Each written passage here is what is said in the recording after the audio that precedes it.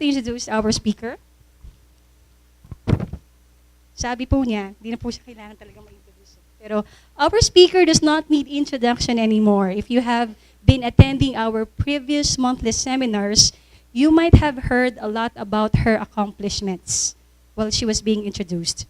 And the fact that you yourself have heard her speak and deliver the content excellently, that in itself is already a statement. But for the sake of those who are attending the seminar for the first time, like one of my classmates, one of my students here, I would like to introduce her as an educator, leader, health practitioner, and quality assurance analyst, all rolled into one. Being in both areas of health profession as a practitioner and health professions education as a professor, she is the best person to share about the topic on teaching emerging fields in the health sciences.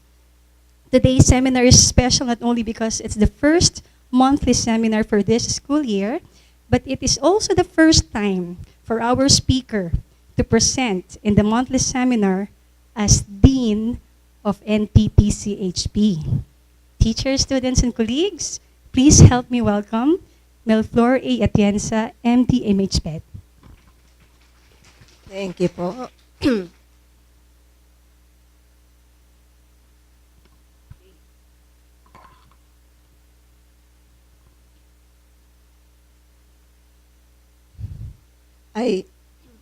You have to forgive my voice because I actually had a very severe ordeal during the weekend.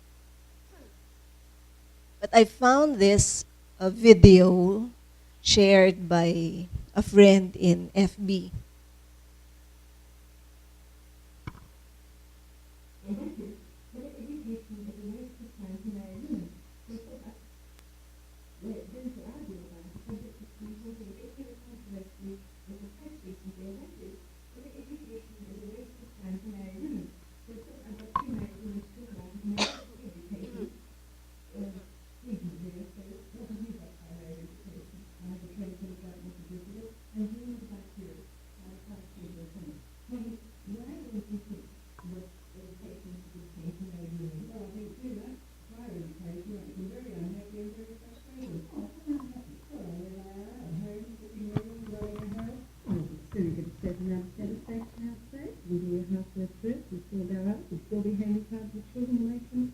You should be contented to stay home. If you have too much education, your mind stimulated too much, you're not happy to stay home all the time.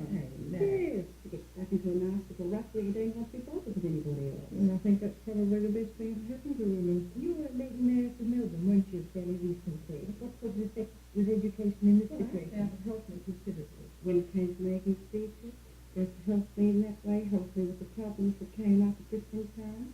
And I really enjoyed it. So what about the average woman who has been to university, she marries and has children, and she stays home? Well, she should stay home. She'd be happier if she stayed home, probably. Well, suppose when you start having babies when you're 20, you're 3 by the time you're 45. Well, then you can do a university course then. Oh, and then wouldn't be bothered when you were that age. Well, then doesn't that just show how useless it is? Do you really think you can bring up children as successfully as on a broad range of education? Yes, I do. I've noticed today I can quite a lot.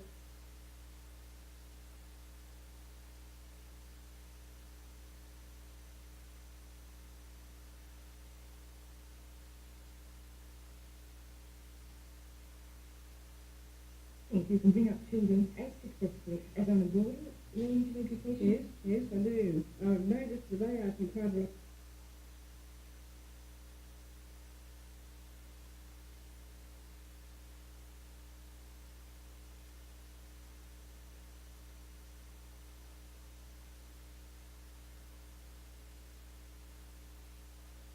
You can bring up children as successfully as on a broad range of education? Yes, I do. I've noticed today I can quite a lot.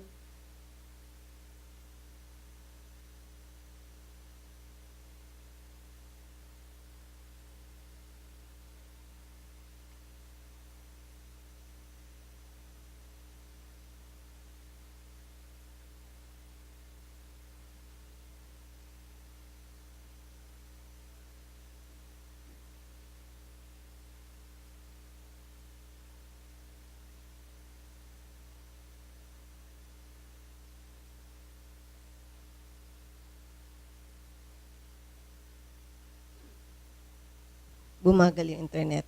Pero anyway, with those few minutes, any comments on the video?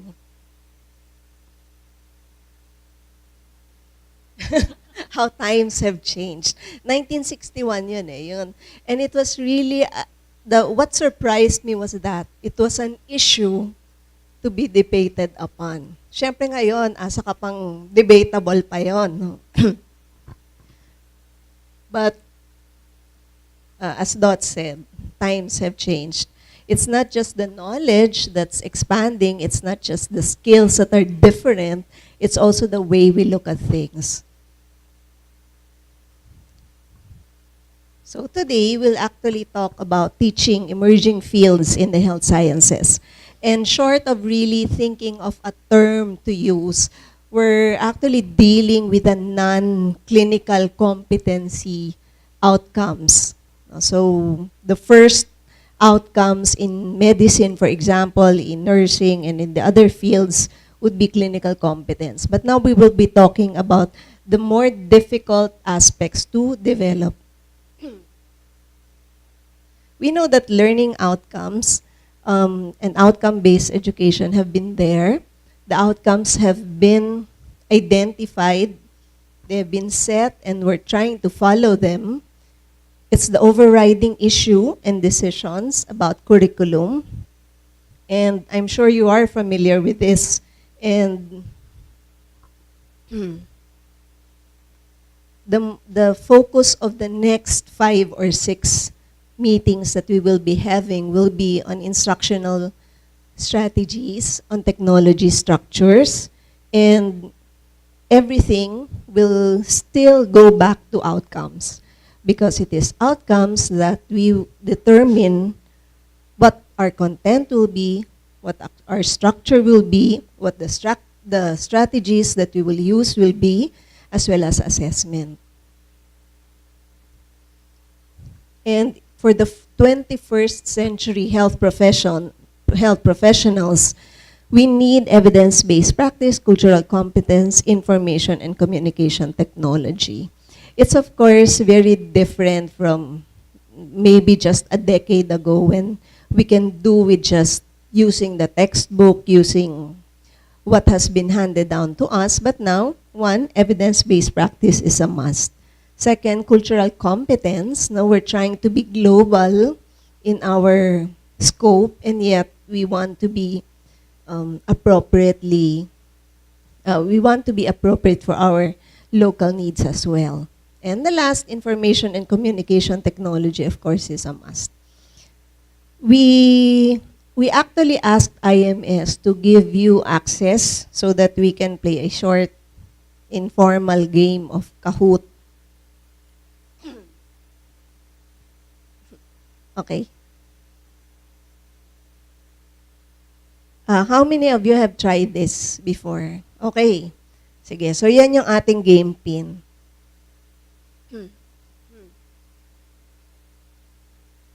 You have to go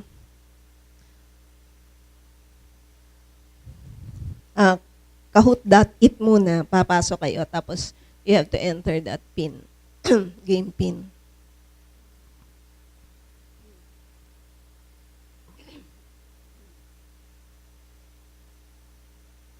Meron tayong isa.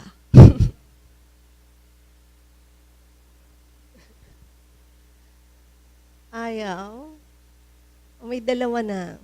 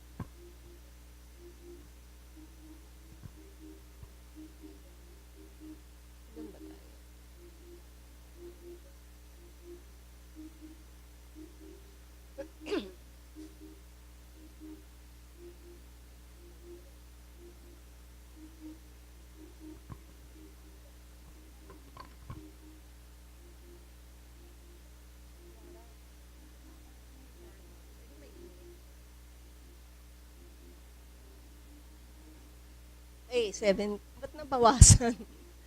16.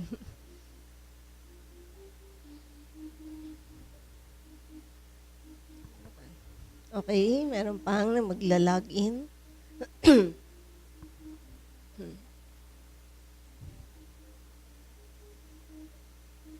Sige, kahit 20. Okay. Okay na? Meron pa bang start? Sige, ano to ha? Pabilisan to ha. Start. First question.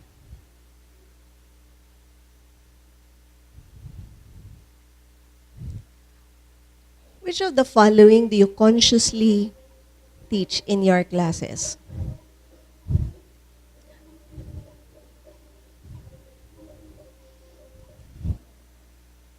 Okay. So most of you use evidence-based practice, and then cultural competence and ICT. Walang none of the above. Wala naman tamang sagot, syempre. Kahit hindi nyo yan tinuturo, I just want to have a gauge of how conscious we are in teaching those things. Okay, so the program outcomes have been there for quite some time. 2016 for medicine, 2017 for medtech, nursing, OT, pharmacy, physical therapy, and I think dentistry has also, close muna natin. And dentistry has a set of outcomes as well.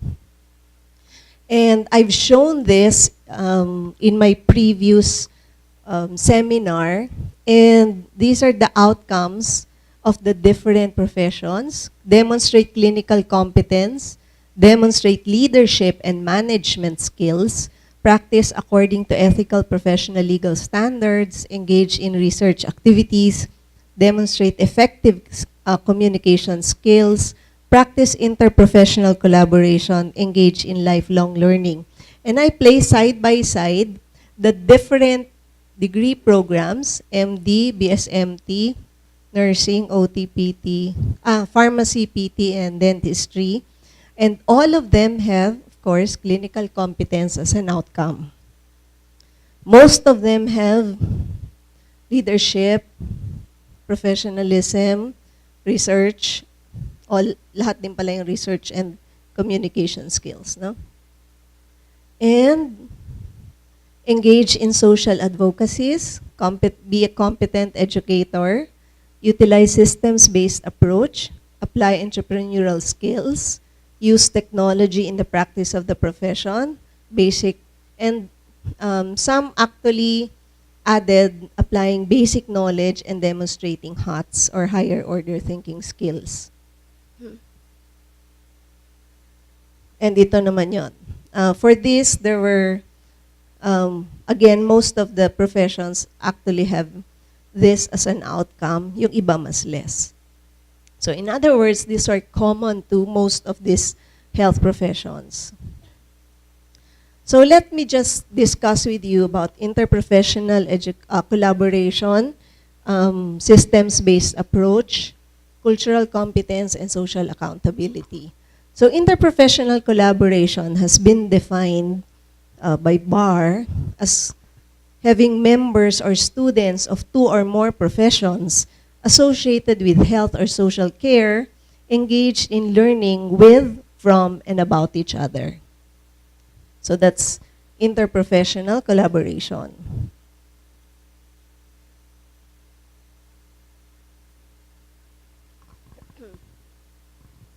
And this is actually a use interprofessional because it's the term used by the outcomes of the CMO, yet the common or generic term that's usually used is multi-professional. And according to Harden, he called this the magical mystery tour. Are you familiar with that song? Uy, Beatles, alam. Nung mabasa ko, hindi ko actually alam eh. Tapos, bakit daw siya magical mystery tour? Kasi at that time, which was in 1998, They knew that multi-professional education should be done, but they don't know the outcome. They don't know if people or students who will be taught IPE will actually be working well together when they graduate. So the outcome at that time was uncertain, and there was no consensus on the methods. So they didn't know how to deliver this. Multi-professional education, interprofessional education, trans-professional education, and all those other terms that we often say. Pare-pareho ba yun? Magkakaiba ba kaya sila? Sige. Sige, tingnan natin. Next. Si Len. Sino si Len? Ba't nawala yung... Ha? Sumagot ka pa. Sige. Role play with a medical student playing the role of a nurse is an example of collaboration, multi-professional education, interprofessional education, or trans-professional education. Ano daw? Ano yon? Mabilis. Okay, interprofessional education. Bakit kaya? Dapat naman walang sumagot ng collaboration, no? Kasi sabi ko na nga yung tatlo eh. Nag-isip lang ako kung ano pa yung pwedeng isa. There are actually, sige, close na natin. There are actually 11 stages in multi-professional education by Harden. However, I just placed here the last 3. So ano yung differences nila? Sabi ko nga, minsan, multi-professional education is used as the generic term. Pero multi-professional education is looking at themes from the perspective of their own profession and its role or impact, and the role or impact of the different disciplines on the subject. So halimbawa, isang pharmacy students, nursing student, medical student would be together and they will discuss from the point of view of their profession. So the pharmacy students will talk about the drugs. Then the PT student will talk about exercises daw. Tapos medical student will talk about maybe prevention or... And they will learn from each other because they will be hearing what the others are saying as well. Yung interprofessional education, each profession looks at the subject from the perspective of their own as well as the others. So ito yung, you can have a role play of one student playing the role of another so that they will understand that particular profession better. Ang trans-professional education is what happens in the wards, in the outpatient, where they really work together. So this is where the real world comes in, no? Or workplace-based. Okay. Sabi, magaganyan kami, may premyo ba yan? May premyo din ho yan. Okay, si Judith. Nasaan si Judith? Napakamahiyain. Baka mamaya, pag mag-ano kayo ng prize, saka kayo tataas ng kamay, ha? Okay, go. Responsiveness to the larger context of healthcare delivery is cultural competence, social accountability, systems-based approach, interprofessional collaboration. Okay. Responsiveness to the larger context of healthcare delivery. So it's systems. Social accountability. Titingnan natin kasi may responsiveness, no? Kaya siguro social accountability. Pero we'll see the difference in a while. Close muna tayo. Okay, ano ba yung systems-based approach? Those are actions. Actions meaning hindi lang ito yung biglang awareness lang, kundi actions that demonstrate an awareness and responsiveness to the larger context of the system of healthcare and the ability to call on system resources effectively to provide care that is of optimal value. Okay, so anong ibig sabihin nun? Sabi dun sa one of the articles I've read mentioned that this is probably one of the more difficult things to concretize. Na parang, ano ba yon? Mahirap siya kasi it's about healthcare delivery system. But a physician, a nurse, somebody who is, or a physical therapist, pharmacist should know healthcare system, no? So that they would understand how to help the patient better in terms by using all the resources that's available.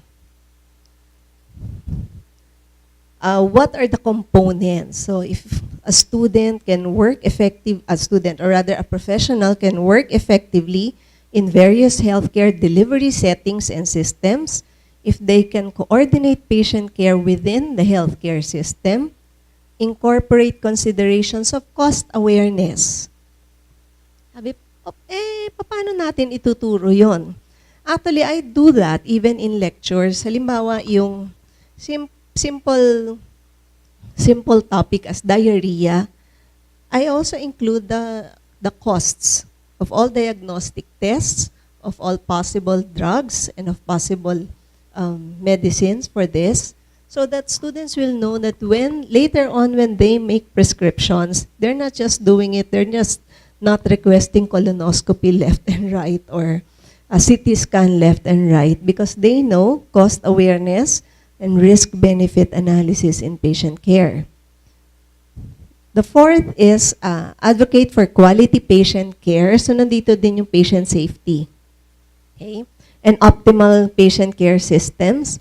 Work in interprofessional teams. Sometimes interprofessional collaboration is already included in healthcare systems, in systems-based approach. And participate in identifying systems errors and in implementing potential system solution. Okay. So what I'm doing is just defining it first and later we'll be going into what possible strategies to use. Ano naman yung cultural competence? So it's an understanding of the importance of social and cultural influences on patients' health beliefs and behaviors, considering how these factors interact at multiple levels of the healthcare delivery system, and devising interventions that take these issues into account to assure quality healthcare delivery to diverse patient populations. So sometimes it's very easy for us to say we don't believe in doing this or in some traditional treatment, but if patients really believe that, then we have to take into consideration their belief systems, their behaviors as well. So madali ba yun? Kailangan din sigurong may awareness yung ating estudyante about it. No? Okay. Next.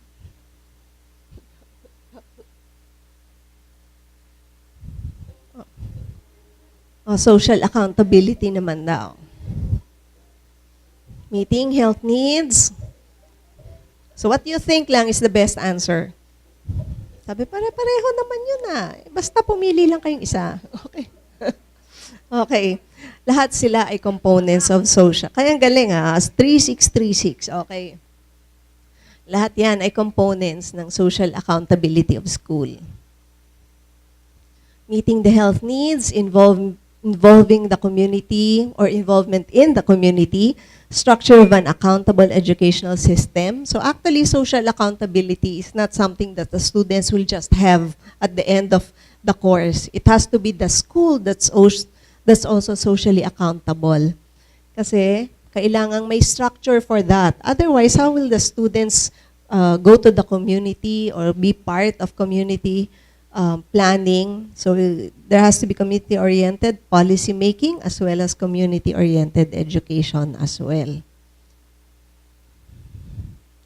What's our point? We have defined this, yung mga components of this, of just this. No? 4 nga lang sila and our point is, our students will not come to us with a good and clear idea of what social accountability is or what they should do to be culturally competent. But our point is always to bridge the gap from where they are to where they will be. So tayo magbe-bridge noon. And how do we do that? So build call to action. It's not just knowledge, although this is higher order thinking skills, but it has to be with skills as well as attitudes and commitment that happens. So anong gagawin natin? This actually is a diagram of part of the blue. These blue terms are actually the strategies that we can do. There are a lot more, but I just limited the list to this. And on this axis is participation. The learner listens and watches, so it's very passive. The learner talks, writes, responds. So meron naman siyang ginagawa. And the learner makes decisions or creates products. This one is content either set by the teacher or set by the learners. If it's on this side, this is a lecture, which is the traditional lecture. Of course, you can make it interactive. In that way, you can have different aspects or different things in the lecture. A demonstration, a pure demonstration without a return demonstration is also quite passive. On the other hand, if you have a panel discussion with your students or some other guest discussing, and there's a forum after, then it becomes more to the right, as well as brainstorming, wherein the students talk, they give their responses, and they give their views. Further down, you have role play, simulation, and clinical teaching. And then I added this because I used this before, but sunod na kaagad dito yung case-based learning and problem-based learning. But here I added blended learning, flipped classroom, and team-based learning, which are actually commonly used now because, but siya nandyan? Because content is both set by the teacher but also determined by the learners because you give them time to read on their own, and they create products, they do certain activities in the classroom. So we'll discuss a bit more of that. Case-based learning and problem-based learning. And on the other extreme is self-directed learning. Ano yung difference ng case-based learning and problem-based learning? Ang problem-based learning, you have a problem.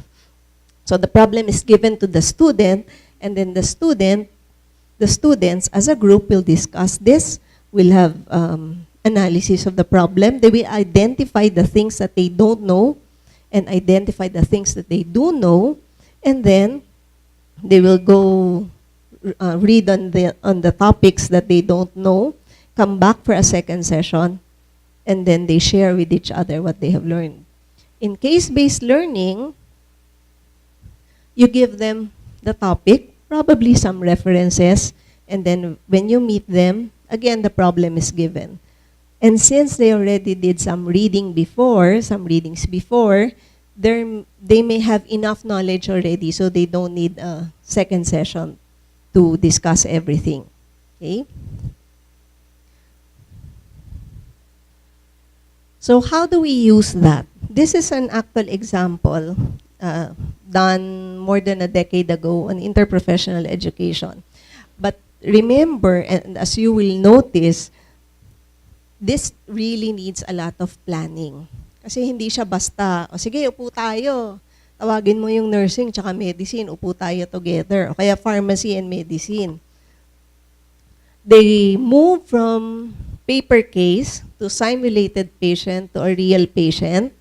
They move from a simple case to more complex cases, from 2 disciplines to many disciplines. So, ang nangyayari, Case 1 is a simple paper case, maybe upper respiratory tract infection, and it's maybe medicine and pharmacy students. And then the second time, and maybe this is during the same year or another year, that it now becomes a more complicated case, still a paper case of 3 or 4 disciplines. If this is, for example, a stroke patient, then you may include a physical therapist student. No? And then you have simulated patient, again, on a simple case, and down the line. So, pinagpaplanuhan lahat ng paper cases, all simulated cases, and all cases realistic or real-life setting from beginning to end. And which disciplines will sit together, on what date, what time, and how long that will happen. Sabi di, ang hirap talaga niyang i-coordinate. Actually, yes, no? Hindi naman kailangan yan ang gawin natin kaagad. Maybe we can start with just the first two. But definitely, it's good to really have this, no? So they will appreciate what the other professions are doing as well.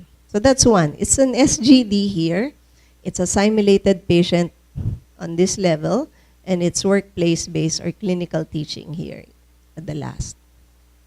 What else can we do? Before that, they noted that there's transfer of learning through progressively more complex tasks. There's positive interdependence between the different students, the students of the different professions. Of course, face-to-face encounter or interaction of the students with the other students are beneficial. There's individual accountability because there's a time when, as in multi-professional education, that the one is, for example, pharmacy students would be reporting or will be sharing what things that are common or about his profession, and the medical student would do the same. Interpersonal, small group skills, and there's a lot of group processing. So those were the benefits of IPE in this study. Let's have systems-based approach. Anong pwede sa kanya? Let's see self-directed learning. They tried a synchronous online instructional approach. So anong ibig sabihin nun? It's an online instructional approach na hindi naman live. No? So they had assigned readings, yung re-engineered hospital discharge program to decrease pre-hospitalization. So in other words, the topic is this, about discharging patients. No? And they gave the students this reading assignment. They were asked to answer questions, and then they received feedback from the faculty. So ito yung the things that they will answer. Discharge information, they have objectives, assess a patient's understanding of the discharge instruction, and here, work with the patient's nurse when providing discharge information and answer the following questions. These were for medical students. So the medical student is supposed to work with the nurse. Did the patient or parent understand the information? How do you know that they understand the information? How were the discharge instructions formulated? Who was involved? How are the discharge instructions connected with the rest of the hospitalization? What functioned well? Has the patient been connected to any outside agencies? Yeah. Use specifics to discuss how the discharge process you observed would be improved. And then they would answer these questions online and send it to the faculty. Of course, it's difficult to do this because that means that if you have 160 students, kahit self-directed siya, there's a faculty who will be reading the answers. No? But ito, they used volunteer faculty members or consultants, pati senior residents, hindi lang consultants. Okay. So may self-directed learning na tayo. Meron. Yan. What teaching strategy requires students to do schoolwork at home and homework in school?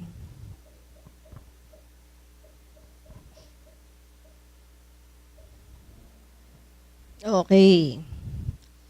Okay. Close yung flipped classroom and blended learning. Ang blended learning means that part of it is computer-based, the other part is face-to-face. But it doesn't have to be yung students doing schoolwork at home muna and then homework in school. So yung flipped classroom is the one that actually does this. So anong ibig sabihin ng flipped classroom? How many of you have actually tried this in your classrooms? You have. Yung iba ayaw kasi hindi naman sila mag-aaral. Mag-aaral sila kung alam nilang you will require them to do that. Okay, schoolwork at home, and then when they go to school, they will do the homework at school, meaning they will do activities in school. So direct instruction is done at the individual's learning pace at home. So manonood siya ng video, pwedeng ikaw nagle-lecture, podcast, pwedeng online resources, doesn't have to be a video, no? And then you may have interactive learning, exercises, projects, presentations, debates, small group discussion, role play, other activities when they go to the classroom. So, nauuna muna yung pag-aaral nila, and then when they go to the classroom, then they will do activities, seat work, individual work. Sabi, will it work? It will work, but the assumption is you have to make sure that the planning is done well. Ano yung sabihin nun? Yung iba kasi, ang ginagawa natin, yung minsan kasi nagagawa natin, we give them all the work, pero ang dami-daming subjects. So it will be actually impossible for them to study everything and then go to each class prepared. So meron ding coordination ng iba-ibang subjects so that it's quite possible for students to do the homework or to watch the video or to read the references when they're at home. Okay, for cultural competence, this was done. So they have a reading material, they have some references, and then they are supposed to answer this through a small group discussion. So pagpunta nila sa klase, meron na silang small group activity, small group discussion. Ito ay Mexican-American man, American kasi ito no? Admitted for bright red rectal bleeding. The son draws you aside and requests that if something serious is found, you not tell his father either the diagnosis or the prognosis.